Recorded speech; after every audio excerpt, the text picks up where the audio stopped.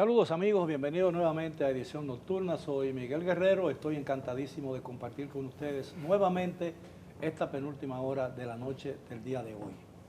Vamos a hablar sobre el Ministerio Público y la lucha que ese Ministerio Público independiente realiza contra la corrupción administrativa. Y para ellos tengo a tres distinguidos abogados dominicanos, los doctores Trajano Vidal Potentini, Miguel Valerio y Elic Fernández. Buenas noches, caballeros. Gracias por aceptar nuestra invitación. La primera pregunta es, ¿realmente estamos ante una lucha real y efectiva contra la corrupción administrativa?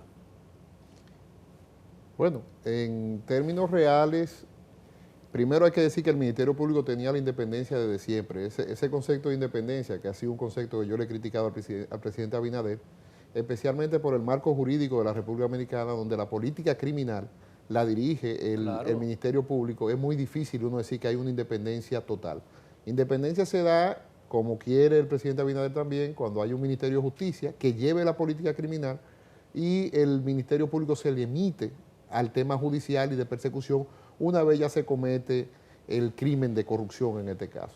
Con lo cual, esa independencia como concepto siempre ha estado en la ley del Ministerio Público. Y yo he sido un crítico permanente de que yo entiendo de que no hay, de que el presidente no puede delegar en este momento esa facultad. Ahora, sobre lo que está haciendo el Ministerio Público, al día de hoy estamos viendo expedientes que empiezan, porque tampoco estamos hablando de una catarsis, pero no se puede ver todavía una política como tal, porque la política anticorrupción va más allá de la persecución judicial. Hemos visto el esfuerzo de compra y contratación del Estado, bueno desde el ámbito preventivo, malo porque se habla de que hay un parón del gobierno. Hemos visto el tema de la ética pública también, ahora hemos visto un código de ética por quinta o sexta vez yo lo he visto en el país, Trajano lo habrá visto algunas cuantas veces más. Con lo cual, yo quisiera ver una política integral a la corrupción. Muchos códigos de ética resultan nudos gordianos porque realmente favorece la creación de élites en diferentes sectores. Por ejemplo, los abogados, los médicos. ¿Qué derecho tiene, por ejemplo, un sindicato colegiado, no quitarle, despojar del derecho a un profesional de la medicina para ejercerla pura y simplemente porque no está de acuerdo con su código de ética o porque es acusado de violar un código de ética? La ética como ciencia es, por cierto, el estudio de los diferentes sistemas morales. Y ya cuando entramos en la moral ya hay un problema, porque la moral es muy individual también. Entonces, pero además, ¿quién decide lo que es moral y no moral? Entonces, ahí viene una división de derecho número uno, efectivamente, de que el derecho no estudia la moral. Y entonces habría que ver en la persecución de la corrupción si efectivamente hay una política a largo plazo, que uno puede decir que va hacia un sentido o no. Por ahora lo que hay es persecución de la corrupción, que está bien porque a todo el mundo se presume inocente, que eso hay que decirlo, y quien tendrá que jugar el rol de ver los límites, porque el Ministerio Público es parte del Poder Ejecutivo y del Poder del Estado, es la Judicatura, que es donde yo sí quiero ver independencia de que ante un expediente flojo haya absolución, Claro. Ante un expediente fuerte obviamente que haya castigo. Miguel, yo quiero que tú me permitas diferir un poco bajo el concepto de independencia del doctor Miguel Valerio, porque cuando hablamos de independencia del Ministerio Público es un sofisma, porque es más político.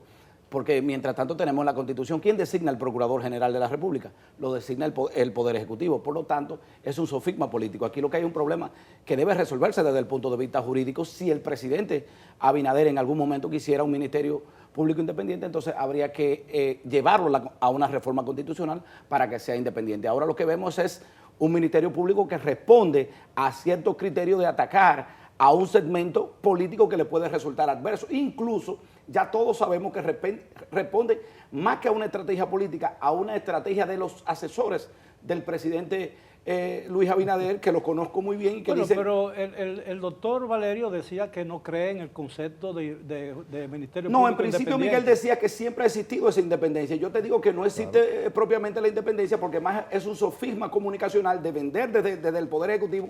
Promovemos un Ministerio Público independiente, pero no lo vemos así, no lo vemos así. Con el respeto que me merece el I, ese es un discurso político, no propio de un tema técnico. O sea, aquí el concepto de independencia existía en el Ministerio Público, hay una carrera y se ha desarrollado. Ahora, lo que él dice es cierto, el procurador lo sigue designando el presidente y por eso yo soy un atacante del tema claro de que la independencia como tal se da cuando haya una estructura diferenciada. Ahora, mientras tanto no podemos hablar de independencia técnicamente hablando. Ahora, lo que él dice, yo lo he visto muy bien, es una forma de defender unos expedientes de corrupción que están en la justicia y que tendrá que demostrar si sí o si no. Luego, si hay un asesor o no, ya ese no es el tema. El tema aquí es independiente o no el Ministerio Público. Y yo entiendo que siempre fue. Yo entiendo que siempre fue. Ahora, que usted no quiere ejercer independencia es otra cosa. Que usted tenga que perseguir la corrupción porque la gente está en un hartazgo de la corrupción, también. Yo defiendo personas que han tenido conflicto con la ley en materia de corrupción, con lo cual no soy tampoco una persona que está lejos del sistema. Ahora, hay una realidad. Ante un tema de un Ministerio Público Independiente tiene que haber una justicia mucho más independiente todavía. Así y esa es es la que yo quiero ver. Doctor. Mire, yo creo que decir que hay una política de Estado orientada, estructurada en lo que es la persecución de la corrupción, no respondería a la realidad del día a día. Lo que sí se advierten son esfuerzos positivos, por demás yo creo que amplios, pero definitivamente que hace falta pues dar ese enfoque integral al que hacía referencia Miguel Valerio. No es un tema estricto exclusivamente de Ministerio Público.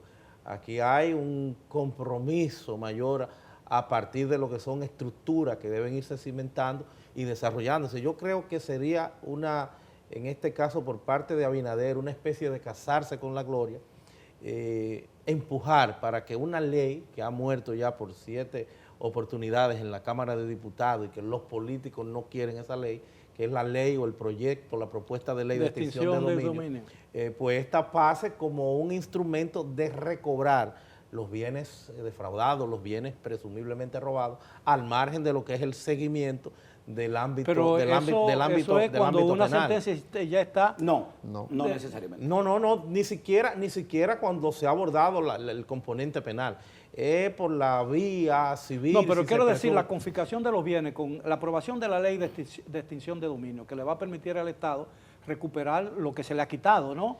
Pero se supone que eso será posible cuando haya una sentencia ya irrevocablemente juzgado. Eso es bueno que tú lo aclares, hay que diferenciar. Una cosa es el discurso del presidente Abinader, correcto también, de contratar abogados que persigan los bienes con indemnizaciones civiles y la confiscación de los bienes en el seno del proceso penal, y otra cosa es lo que Trajano dice con mucha certeza, que otra herramienta más de lucha contra la corrupción, que es un examen sobre el bien en sí. O sea, ahí no se declara culpable o no, sino se evalúa si ese bien tiene un origen lícito o no, y si el origen no es lícito, hay lo que se llama en la ley de extinción de dominio la cancelación del registro. Pueden ser botes, pueden ser vehículos, pueden ser viviendas. Ahora, incluso sin prescripción sobre exactamente. Los bienes. Es una de las características y responde más que todo a la época de Pablo Escobar en Colombia y ese inconveniente que se le verificó pues al Estado colombiano a la hora de reintegrar, de reivindicar esos bienes que producto de las tantas extradiciones y de descabezar muchas mafias del narcotráfico, tuvieron esa necesidad, cómo integraban, cómo pasaban sin grandes inconvenientes ese patrimonio al Estado. ¿Y qué resulta? Otro aspecto, don Miguel, que sería bueno considerar y que ojalá que esto sea escuchado y se le dé el seguimiento necesario, es que hay una obligación por parte de la República Dominicana a través de lo que es el mecanismo, se llama MESICI, es un mecanismo anticorrupción de la Organización de Estados Americanos que tiene como propósito precisamente darle seguimiento a la implementación de la Convención Interamericana contra la Corrupción, que supone o que hace mandatorio con un carácter incluso vinculante para los estados, y hay un seguimiento de este mecanismo para que se integre en el Código Penal lo que es la protección de testigos, ya sean funcionarios públicos o de igual forma ciudadanos, en los temas de corrupción, y eso está ausente. Ahora, en el en un Código país Penal. tan pequeño como la República Dominicana, un programa de protección del testigo no tiene mucha efectividad porque se supone cambio de residencia, cambio de identidad y todo eso, y aquí todo el mundo es muy difícil. Es muy pequeño, el patio es pequeño. Bueno, es una estructura que hay que Bueno, conformar sí, claro. y deberá estar prevista. Claro. Si no va a haber Me presión. llama la atención como el doctor Trajano Vidal Potentini, un hombre tan formado y tan informado, no reconoce que la iniciativa de introducir el proyecto de ley de extinción del dominio es un proyecto que vino de parte de legisladores del PLD. Inclusive, la primera vez que se presenta ese proyecto viene de la mano del ex senador Adriano Sánchez Rojas. O sea, el Partido de la Liberación Dominicana ha estado acorde. El proceso de modernización e institucionalización que ha vivido el país lo ha hecho el Partido de la Liberación Dominicana. Pero se ha muerto 7 veces. Y no ha estado bueno, perfecto. Nosotros ahora estamos de acuerdo con que se conozca ese proyecto y estamos de acuerdo con la lucha anticorrupción. Aquí el PLD está claro que no va a defender a alguien que haya reñido o que haya cometido, sino que cada quien. Ahora bien, hay una espectacularización que el pueblo lo ve. Miguel, un periodista escribe un tuit antes de accionar el Ministerio Público, se le pasa, el expediente es público. Entonces, estoy ante dos... Si hay una filtración... Hay ante dos especialistas, dos juristas connotados que se dan cuenta cómo el expediente, antes de entregárselo por ejemplo, a la defensa técnica de los imputados, ya yo lo tenía en la mano, ya lo tenía todo el mundo y ya estaba en los grupos de WhatsApp. O sea, entonces, debido a procesos, tutela judicial efectiva, hay una espectacularización de estos procesos. Hay algo sin lugar a dudas que hay un juicio todavía en marcha que es emblemático en la lucha contra la corrupción, que es el expediente de Odebrecht, pero todo parece indicar que ese expediente se cayó. Y por ¿qué cierto, pasaría? fue en el gobierno del PLD, agentes del PLD, que le pusieron cámara encima, que lo grabaron. Eso es una práctica del Ministerio Público. Yo creo que si queremos enfocar esta conversación, tenemos que sacar el acápite PLD y el acápite partidario, porque de lo contrario, sí, claro, vamos a estar viendo una cosa que no estamos en el PLD, estamos destacando aquí hay un tema, en el momento que se ha hecho. Que Trajano ha dicho que es muy lógico, y yo también. La lucha contra la corrupción es más allá del PLD, del PRM. Por ejemplo, ahora que se habla de un proyecto de Código Penal, tan sencillo como que los partidos políticos, todos, ahí yo no estoy hablando del PLD, dicen que los partidos políticos no tienen responsabilidad penal. Cuando el destinatario esencial de la política anticorrupción, porque aquí se habla de corrupción, y el que habla de corrupción no ha llevado un preso de corrupción, no sabe lo que tiene un expediente, no ha perseguido un expediente de corrupción, no ha sido fiscal, no ha sido juez. Y el clamor popular ha hecho una política que no es política, dice Trajano con mucha lógica: protección de testigos, decomiso de bienes, extinción de dominio. Esos son criterios técnicos que tienen que ir más allá de un expediente. Que filtran los expedientes es una práctica continua. Ahora, hablar de PLD, PRM, reformista en esto, es llevar el debate a cosas muy... En la filtración de expedientes hay también, yo creo que una alta responsabilidad de los medios de comunicación. Porque los medios de comunicación se están prestando a que los casos de corrupción se ventilen en sus páginas y en sus espacios, no en los tribunales de la República Dominicana. Y eso le hace mucho daño. Y sobre todo la implosión de las redes sociales, y que lo que se quiere es like, y lo que se quiere de y eso daña, eso daña el proceso, sí, ¿no? Sí, los juicios lo contamina. Hay un populismo penal mediático terrible. Es producto de una cultura que ojalá pueda poco a poco ser desarraigada de lo que es ese espacio social. Una práctica que hiciera en una oportunidad y que nosotros pues dirigimos un segmento, el Tribunal Constitucional, y que yo siempre pues la pongo de ejemplo.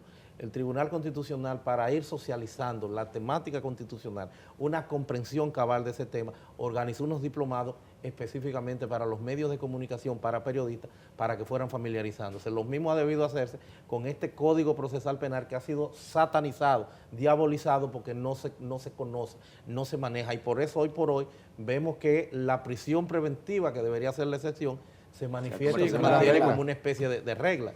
Ciertamente es mucho lo que nos falta por desarrollar, por crecer, y máxime cuando tenemos ese populismo, y más que ese populismo, esa sociedad con un peso tan sólido, tan fuerte sobre la Ahora, quiero decir procesal. Algo. La prisión preventiva lo determina un juez, no el Ministerio Público. Pero el Ministerio Público la pide y hay presión social. Pero una pregunta, esos jueces no son de Marte, no son de la Luna, son jueces dominicanos que usan las redes sociales, que ven la presión, y cuando ya los medios han escandalizado que fulano o mengano es un criminal y se filtra el expediente con una lista de todos los bienes que supuestamente tiene sin haberlo discutido en un tribunal, entonces ya hay una presión y ya todo el mundo empieza a hacer. Entonces ya a ese juez se le hace muy difícil, como dice, en virtud del artículo 226 del Código Procesal Penal, tomar una medida más benigna porque tiene la presión social. Y a ese mismo juez, si tomara una medida que tenga que ver con presentación periódica, impedimento de salida, la misma sociedad lo va a penalizar a él. Entonces, es un proceso muy complejo. Por eso nosotros condenamos esa espectacularización de los procesos penales. Hay un error de fondo en el tema de la prisión preventiva, que es un error, yo lo vengo denunciando desde hace ya más de 18 años. Contrario a lo que ocurre en Estados Unidos, aquí se investiga o se termina la investigación después que una persona es presa preventiva. En Estados Unidos no, es lo contrario, que es el sistema que Sí, más yo claro, admiro. claro. Yo tengo todos los cargos, te presento ante un juez y tú ahí tienes la posibilidad de tú mismo evitarte un dolor de cabeza, porque tú dices, me declaro culpable, entonces ya ese otro tratamiento que se te da, mucho más benigno que si tú decides ir a un juicio de fondo y tú dices, no, vamos al juicio de fondo. Ahora, ¿qué pasa? El problema que ha existido en ese Código Procesal Penal es que una vez que yo te retengo preventivamente, 6 meses a veces no son suficientes para una investigación. Entonces yo prefiero mucho más el sistema norteamericano. Yo investigo por año y cuando yo te atrapé, Sí, es claro. mucho. Ahora hay una legitimidad del órgano. Aquí, ¿qué es lo que pasa? Nosotros estamos construyendo institucionalidad en el camino. Aquí queremos criticarlo todo. Ahora lo critica el I, pero son los mismos fiscales que están ahí. Ahí no ha cambiado nada el PLD. Son exactamente los mismos fiscales técnicos que estaban en el PLD. Pero yo Inclusive, no avalé lo otro con ascenso. tampoco. Entonces, pero vuelvo y repito, estamos aquí ante una diatriba de que hay que sacar los partidos. ¿Queremos Sí, ser claro. independientes? Bueno, pues seamos independientes. Ahora, la última filtración a mí me pareció incluso muy extravagante en el sentido de que los periódicos y algunas plantas de televisión resaltaron casi como un elemento acusatorio o probatorio de la acusación el hecho de que en un allanamiento se encontrara en un papel donde había una transcripción de un programa el de informe de radio, inteligencia. de inteligencia. Oye, a mí me pareció que eso es... Hemos crecido, definitivamente que hemos crecido poco. Son vicios que tiene el esquema, que tiene el sistema y que se manejan a partir de los intereses. Por eso tenemos que crecer. Aun cuando Miguel hace pues esa experiencia comparada, la retrotrae de Estados Unidos, aquí tenemos el inconveniente y tal vez por eso se recurre con mucha frecuencia a la prisión preventiva, y es que lamentablemente no hay las estructuras jurídicas penales, y más que jurídicas penales, las estructuras logísticas para que una persona que lo pongan en libertad no tenga que concluir o terminar pero su proceso. además Una se da el libertad caso... casi equivale a una solución. La prisión Entonces, eso hay que preventiva, superarlo. la prisión preventiva puede resultar que un hombre que fue inocente de los cargos ya guardó prisión por esos cargos. Eso mira, Una pena anticipada. mira, eso hay que vivirlo. Yo, que he tenido mucha experiencia y yo he ejercido cada artículo del Código Penal a mi corta edad. Y no hay cosa tan terrible como una persona que 9, 10 meses, un año después, no es que lo acusan, que le archivan un expediente.